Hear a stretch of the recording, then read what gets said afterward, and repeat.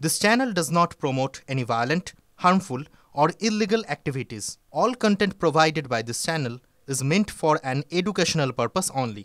Top quality और consistent performance के लिए सिर्फ सिल्वर पंप्स नाम याद रखना। নমস্কার, টিভি9 বাংলায় আপনাদের আরো একবার স্বাগত জানাই। আমি শুভজিৎ রয়েছি আপনাদের সঙ্গে। সকাল 11টা মানে 11টায় 11 আর আজ 11টায় 11 শুরুতে যুদ্ধের খবরে আমাদের নজর রাখতেই হচ্ছে। তার কারণ 9th ডে, নবম দিনে আরো ভয়ঙ্কর হয়ে গিয়েছে ইরান ইসরায়েল যুদ্ধ। পরিস্থিতি অন্তত এমনটাই বলছে। 12 ঘন্টার মধ্যে আপনাদের জানিয়ে রাখি, 12 ঘন্টার মধ্যে ইসরায়েলের বেশ কয়েকটি শহরে ইরান হামলা চালায়। বিগত 12 ঘন্টায় ইসরায়েলের বেশ কয়েকটি শহরে ইরানের হামলা। পুরো ইসরায়েল জুড়ে এয়ার রেড অ্যালার্ট জারি হয়েছে।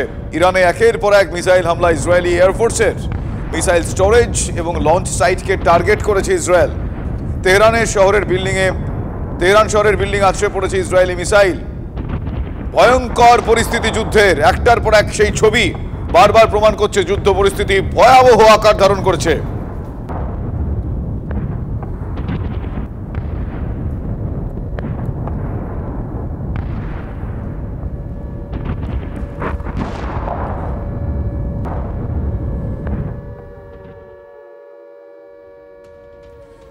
ইসরায়েলের কয়েকটি শহরে মিসাইল হানা হয়েছে।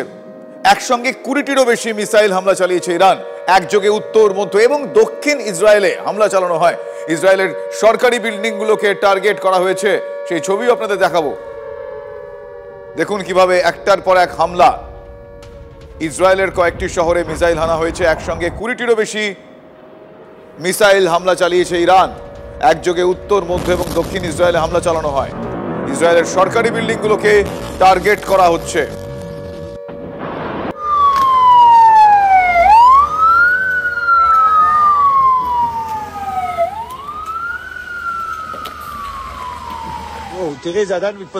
এই মুহূর্তে আমার সঙ্গে রয়েছেন আমার সহকর্মী জ্যোতির্ময় কর্মকার এবং আমার সঙ্গে রয়েছেন স্ট্র্যাটেজিক এক্সপার্ট শুভাশিস ব্যানার্জি। দুজনকেই আমি সুপ্রভাত জানাই। প্রথমে আমি জ্যোতির্ময়ের কাছে যাবো। জ্যোতির্ময়, এখনো পর্যন্ত হানা, পাল্টা হানা, কতটা প্রকর্ষে হানা, এই মুহূর্তে ঠিক এক্স্যাক্টলি লেটেস্ট কি আপডেট আমাদের কাছে রয়েছে?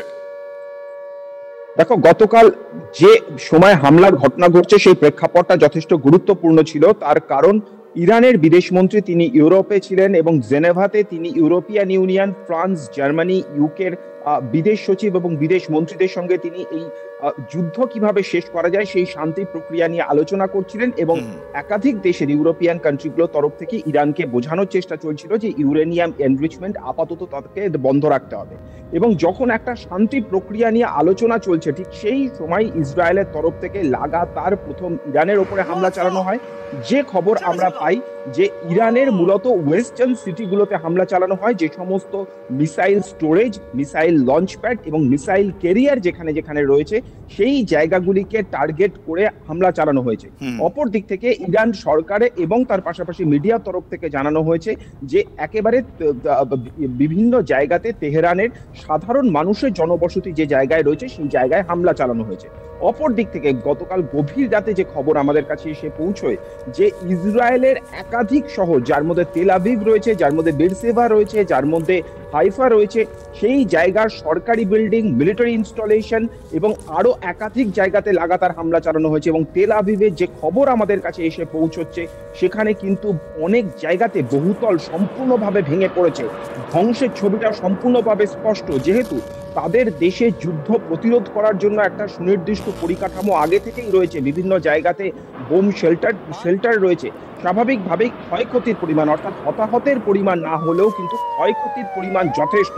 কারণ যেভাবে আমরা দেখতে পাচ্ছি যে বহুতল সম্পূর্ণভাবে ভেঙে ধূলিসাৎ হয়ে গিয়েছে, বিভিন্ন জায়গায় ধ্বংসস্তূপে পরিণত হয়েছে, তাতে একটা বিষয় স্পষ্ট যে অত্যন্ত শক্তিশালী মিসাইল হানা কিন্তু ইরানের তরফ থেকেও চালানো হচ্ছে। অপর দিক থেকে ইসরায়েল দাবি করছে যে ওয়েস্টার্ন ইরানের এয়ার স্পেস সম্পূর্ণভাবে ইসরায়েলে আধিপত্যতে ভরে গিয়েছে, অর্থাৎ ইসরায়েল সম্পূর্ণভাবে কন্ট্রোল করে নিয়েছে। কিন্তু যেভাবে ইরান পাল্টা হামলা চালাচ্ছে তাতে কিন্তু এই যুদ্ধে একেবারে সমানে সমানে যে দড়ি টানাটানি চলছে তা আপাত ছবিটাই স্পষ্ট করে। একদমই সমানে দড়ি টানাটানি, ঠিকই বলেছো। এক কথায় বললে এখনো পর্যন্ত এই সিচুয়েশন। আমার সঙ্গে স্ট্র্যাটেজিক এক্সপার্ট শুভাশিস ব্যানার্জি রয়েছেন। শুভাশিস বাবু, আমি আপনার কাছ থেকে জানতে চাইবো যে এখনো পর্যন্ত যদি খুব একজন পর্যবেক্ষকের দৃষ্টি থেকে আপনি দেখে থাকেন, তাহলে আপনার কোন কোন জায়গায় ক্রিটিক্যাল অবজারভেশনস রয়েছে যে পরিস্থিতির জল হয়তো এদিকে গড়াচ্ছে, এই সম্ভাবনাগুলো সেখানে প্রকট হতে পারে, একদম সেই জায়গা থেকে আপনার অবজারভেশনটা আমি একটু জানতে চাইবো এখন অবধি যা সিচুয়েশনস। দেখুন, ইরান যে অ্যাটাকগুলো করতে চাইছে সে অ্যাটাকগুলো মোস্টলি হচ্ছে তাদের গভর্নমেন্ট ইনস্টলেশনস গুলোর উপরে। তার কারণটা হচ্ছে যে গভর্নমেন্ট ইনস্টলেশনস আর কমিউনিকেশন সিস্টেমস গুলোকে বিপর্যস্ত করে দিতে পারলে তারা নিজেদের মধ্যে ইন্টার গভর্নমেন্টাল কানেকশনস গুলোকে অত র্যাপিডলি রিকভার করতে পারবে না। যদি ইসরায়েল সেটা না পারে সেক্ষেত্রে আগামী অ্যাটাক গুলোকে অনেক সুন্দরভাবে সাজিয়ে ফেলা যাবে। অপরদিকে ইসরায়েল করছে কিন্তু বেসিক্যালি ইরানের স্নায়ুতন্ত্রে, অর্থাৎ এমন এমন জায়গা যেগুলো অ্যাকচুয়ালি এই যুদ্ধটাকে আরো দীর্ঘকালী চালানোর জন্য যে সাপ্লাই লাইনটা, এই সাপ্লাই লাইনটা ইসরায়েল কেটে ফেলতে চাইছে।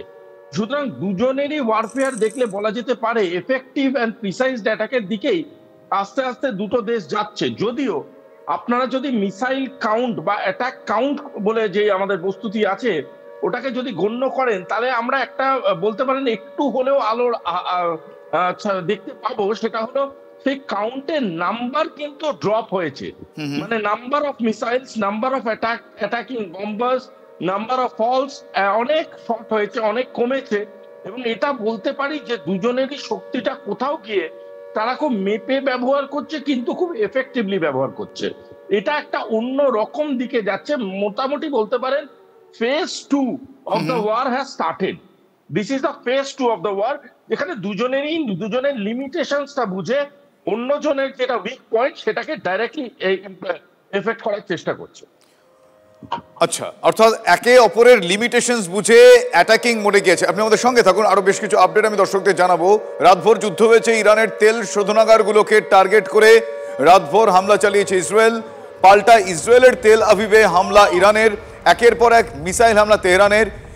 ইরানের হামলায় ধ্বংসলীলা তেল আভিভে, বেশ কয়েকটি বহুতল ভেঙে পড়েছে। আপনাদের আরো একবার জানাবো, রাতভর যুদ্ধ চলেছে, ইরানের তেল শোধনাগারগুলোকে টার্গেট করে রাতভর হামলা চালিয়েছে ইসরায়েল। পাল্টা ইসরায়েলের তেল আভিভে হামলা চালিয়েছে ইরান। ফলে এই মুহূর্তে সমানে সমানে টক্কর চলছে ইরান এবং ইসরায়েলের মধ্যে, একের পর এক মিসাইল হানা তেহরানে। আমি ঠিক এই বিষয়টা নিয়ে আমার সহকর্মী জ্যোতির্ময় কর্মকারের কাছ থেকে জানতে চাইবো কি আপডেট রয়েছে। জ্যোতির্ময়, দেখো, এইটা অত্যন্ত গুরুত্বপূর্ণ একটা দিক। তার কারণ হচ্ছে ইরানের ইকোনমি এই মুহূর্তে যে জায়গায় দাঁড়িয়ে রয়েছে তাতে তাদের সরকারকে চালাতে গেলে যদি রেভিনিউ যদি আনতে হয় তাহলে যে কোনো ক্ষেত্রে এই ধরনের তেল পরিশোধনাগারগুলিকে চালিয়ে যেতে হবে।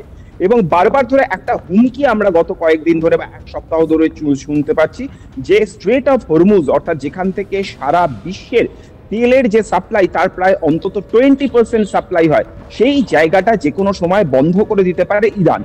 তারা এই হুমকি দিলেও কিন্তু এই কাজটা আদৌ কার্যকরী করবে কিনা তা একটা প্রশ্ন থেকে যাচ্ছে। তার কারণ হচ্ছে একটাই, যদি তারা এই জায়গাকে বন্ধ করে দেয় তাহলে তাদের দেশও বড়সড় আর্থিক ক্ষতির মুখে পড়বে বা একমাত্র রেভিনিউ আর্নিং এর জায়গাটা সম্পূর্ণভাবে বন্ধ হয়ে যাবে। যে খবর আমরা পাচ্ছি, যে গতকালই আমরা জানিয়েছিলাম যে চীনের শরণাপন্ন হয়েছে এক্ষেত্রে ইরান, যে তাদের যে তৈল শোধনাগারগুলো রয়েছে বা অন্তত চীন যে জায়গাগুলোকে প্রোটেক্ট করতে পারবে সেই জায়গাতে যাতে তারা ইতিবাচক পদক্ষেপ করে। আর এই পরিস্থিতিতে দাঁড়িয়ে যে কথা আমরা কিছুক্ষণ আগে আলোচনা করছিলাম যে এই যুদ্ধের মূল লক্ষ্যই হচ্ছে একে অপরের দুর্বল জায়গাগুলিকে খুঁজে বের করা আর ঠিক সেই জায়গাগুলিতে প্রিসাইজ অ্যাটাক করা। এক্ষেত্রে এই ধরনের তৈল শোধনাগারগুলো কিন্তু অত্যন্ত সফট টার্গেট। তার কারণ এই জায়গায় যদি হামলা করা যায়, এই জায়গাগুলিকে যদি অকেজো করে দেওয়া যায় তাহলে সম্পূর্ণভাবে ইরানের ইকোনমি বা তাদের রেভিনিউ আর্নিং এর জায়গাটা সম্পূর্ণভাবে আরো ভেঙে পড়বে। বুঝতে পেরেছি। ধন্যবাদ জ্যোতির্ময়, ধন্যবাদ।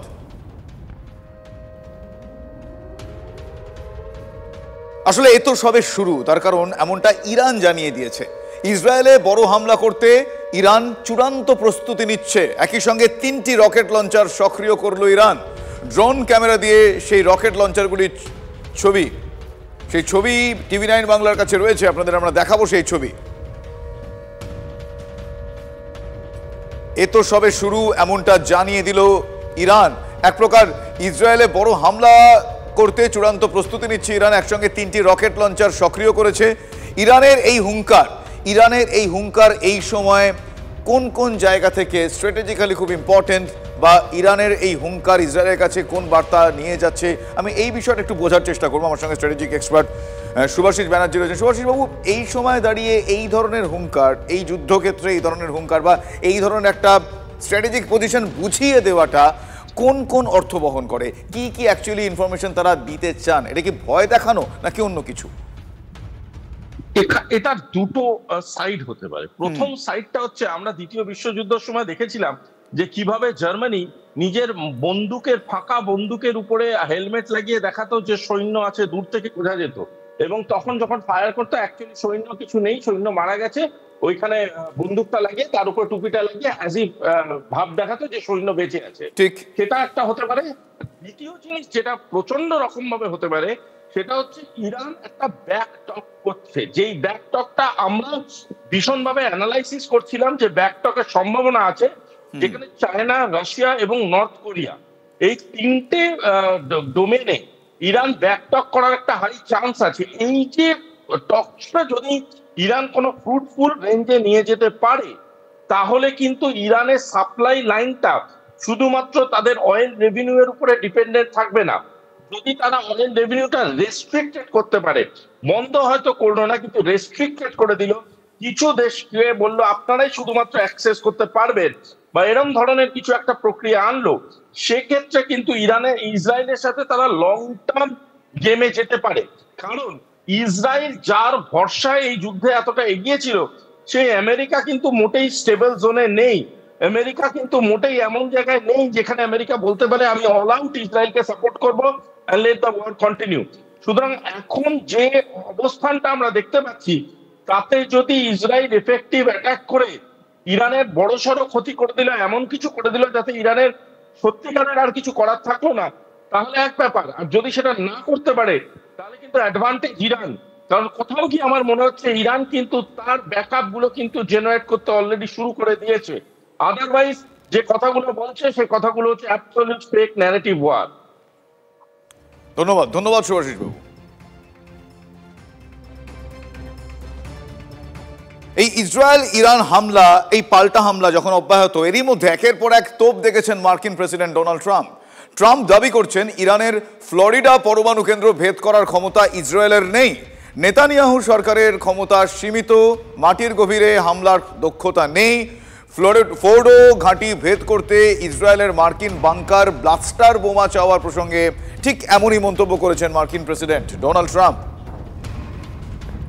You have that Iran is building a nuclear weapon. Your intelligence community has said they have no evidence that they are at this point. Well, then my intelligence community is wrong. Who in the intelligence community said that? Your director of national intelligence, Tulsi Gabbard. She's wrong.